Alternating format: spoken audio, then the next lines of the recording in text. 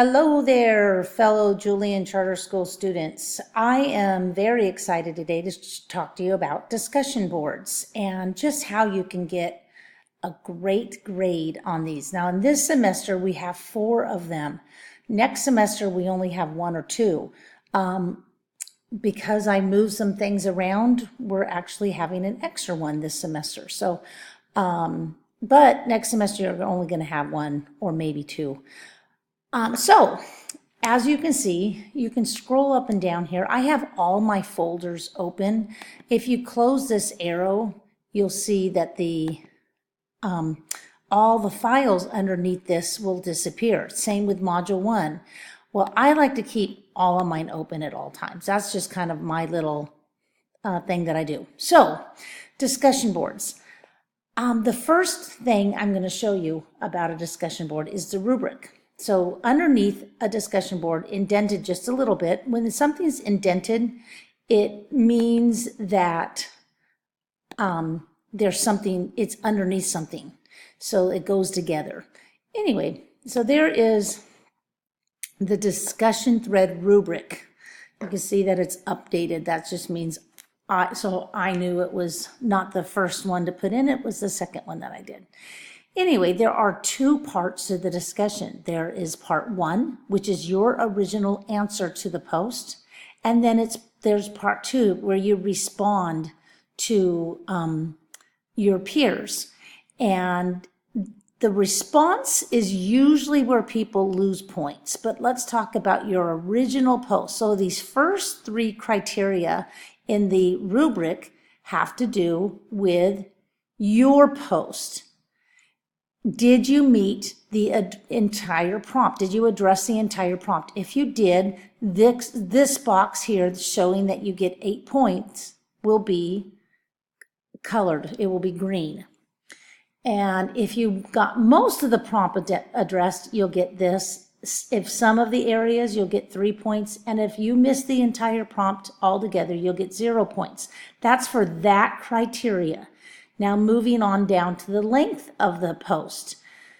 So did you have a minimum of 5 full sentences? Now sometimes people write fragments. That's not a full sentence.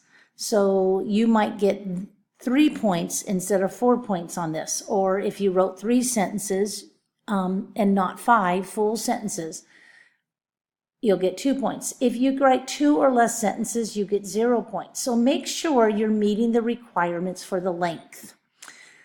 Also, do not use text language in any of your assignments. It's kind of a pet peeve of mine.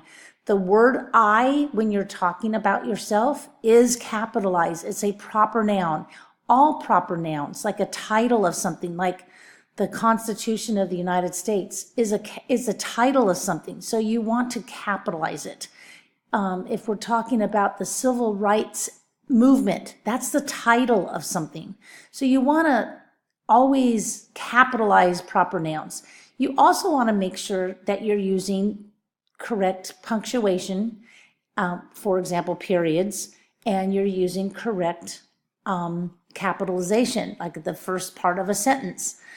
So just make sure that there's no distracting. Remember, I'm also an English teacher. I'm not sitting there counting the number of errors, but if it's distracting, you're automatically going to go into either this column or this column.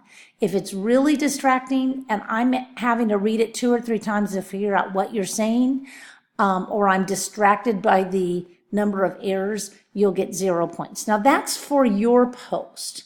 Okay, just remember, check over your grammatical and mechanical errors. Make sure you don't have any. Make sure you have a minimum of 5 sentences and full sentences. I would always go over just to make sure. And then make sure you address the entire prompt. Now, when it comes to your response to your peers, this is where it gets a little tricky. Now, if you don't do part 2 at all, by the way, a side note here, part 2 can be done during the first week. In fact, I love it when a student does part 2 and doesn't wait until the second week. One, some people forget to come back and do it the second week, and so they'll get 0, 0, 0 for all 3 of these sections if they just come back and don't do it at all. 2, when you do it ahead of time, you don't have to worry about forgetting about it. You can check it off your list. Here's how you get points. So did you build upon your peer's post or refute it respectfully? Remember that discussions are always respectful. Now, what that means is not, you had a lot of errors in your post. You're not grading their errors. You're actually building upon their post. You can say, I really liked what you said about the Great Depression and the main cause being blah, blah, blah, blah, blah, okay? But you still haven't built upon it. All you've said is you've liked it. You could say, great job. Again, that's not building upon it. Why is it a great job? Let them know some things that you learned when you were doing your research for your answer. So again, you need to build upon the post. If you just talk about the peer's post, hey, great job, blah, blah, blah, blah, blah, you're going to go from 5 points to 2 points. In other words, I want to make sure you're building upon their post. Make sure you have a minimum of 3 sentences. If you write, good job, I really liked what you said about the stock market being the number 1 cause, you haven't built upon it. So therefore, that sentence does not count towards your 3-sentence minimum. When I ask for 3 sentences and that's all, I expect them to be 3 strong sentences.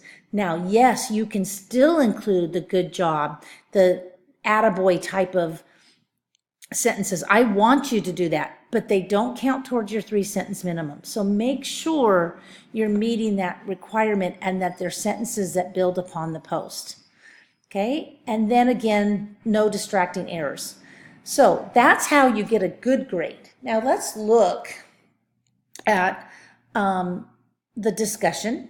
We're going to go back down here to the actual first discussion. Okay, it's just so you can kind of see it. Now, I am asking you to go into Turnitin.com and submit your post only, not your response, but your post. I'm going to show you most of the assignments, not discussions, but the assignments are connected to Turnitin.com, and you do not have to do this on your own. We have a separate account for things like discussion boards. So the way you find that information is you go to your About This Course folder and find, Turnitin.com ID, course ID. So this course is this number. When you go into Turnitin.com, you'll plug in this number for the course ID and the password is this. Now I may change it after I've made this video, so make sure you always go back. That's how you turn something into it when it does not bridge to Turnitin.com. We will talk about other assignments that you do not do anything with Turnitin.com because it does it automatically for you. In fact, if on these other assignments you do submit it to Turnitin.com and then you submit it to your Canvas Dropbox, you'll actually get 100% plagiarized because you have already turned it in. So make sure you're only doing this when I've asked you to do this, okay? So that's what that big yellow part is. So make sure you're turning discussion boards into Turnitin.com. If you find that you have more than 35% plagiarized, where it shows you a percentage, that means you need to redo it. And you'll need to ask me to reopen the Dropbox for you. So read the prompt carefully and respond to it with a minimum of 5 sentences. We've already talked about that. So you'll read this prompt and you make sure you answer all parts to it. Okay? And then during module 2 or 3, again, I love it when you can do it during the first week. You will do it. Now this happens 4 times during the semester. I'm only showing you the first one. Okay? So that's how you do a discussion board. When you go to, you can also find them here. So when you go to submit it, you will actually have a place that says hit reply, and you'll put your reply in. Okay? So I really appreciate you guys watching this video. I know it's a little longer than most of them. They'll all get a little shorter as I get better at this, but I just wanted to make sure you know how to do all discussions. Thank you. Bye-bye.